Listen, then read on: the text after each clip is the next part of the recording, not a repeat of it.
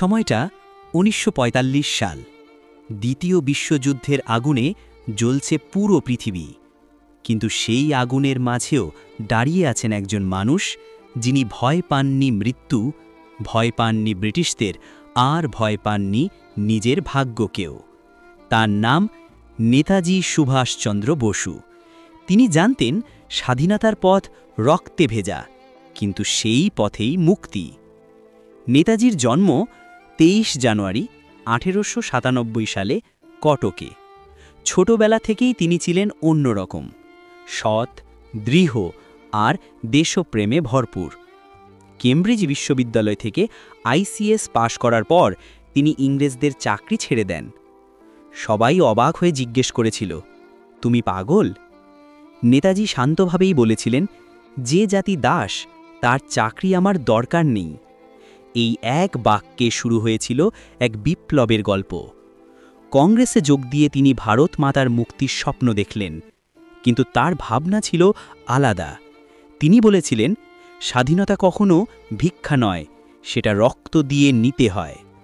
ইংরেজরা তাকে বহুবার বন্দী করেছিল, কিন্তু প্রতিবারই তিনি বেরিয়ে এসেছেন আরও শক্তিশালী হয়ে।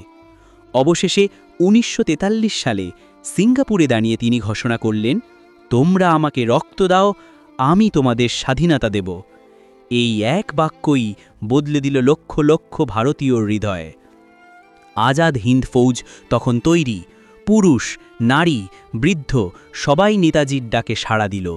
তারা জানত সামনে মৃত্যু আছে, কিন্তু তারা বলল, যদি মরতেই হয়, দেশমাতার জন্য মরব। যুদ্ধ শুরু হলো। দক্ষিণ পূর্ব এশিয়ার জঙ্গলে, ইম্ফল আর বার্মার রাস্তায় আইএনএ সৈন্যরা চিৎকার করছিল, জয় হিন্দ। নেতাজি নিজে ময়দানে গিয়েছিলেন সৈন্যদের সাহস দিতে। তিনি বলেছিলেন, আমরা ব্যর্থ হতে পারি, কিন্তু আমরা পরাজিত নই। কিন্তু ১৯৪৫ সালে যুদ্ধের মোড় ঘুরে গেল। জাপান হারতে শুরু করল, আর নেতাজি বুঝলেন এবার তাকে নতুন পরিকল্পনা করতে হবে। ১৮ই আগস্ট ১৯৪৫ তিনি টোকিও যাওয়ার বিমানে উঠলেন। কয়েক ঘন্টা পর খবর এলো, বিমানে বিস্ফোরণ হয়েছে। সবাই বলল, নেতাজি মারা গেছেন, কিন্তু তার কোনো দেহ পাওয়া যায়নি। সত্য আজও রহস্য। তিনি কি বেঁচে ছিলেন? কেউ বলে রাশিয়ায়, কেউ বলে তিব্বতে আশ্রয় নিয়েছিলেন। কিন্তু যেখানেই থাকুন, তার আত্মা তখনও আমাদের সঙ্গে ছিল। নেতাজি একবার বলেছিলেন, একজন মানুষ মরতে পারে, কিন্তু তার আদর্শ কখনো মরে না। তিনি আমাদের শিখিয়েছিলেন, দেশপ্রেম মানে শুধু কথা নয়, দেশের জন্য ত্যাগ করা। আজও যখন আমরা পতাকা দেখি, তার কণ্ঠে সেই শব্দ যেন প্রতিধ্বনিত হয়, জয় হিন্দ। তিনি চলে গেছেন, কিন্তু রেখে গেছেন এক আলো, সাহসের, নেতৃত্বের আর আত্মত্যাগের।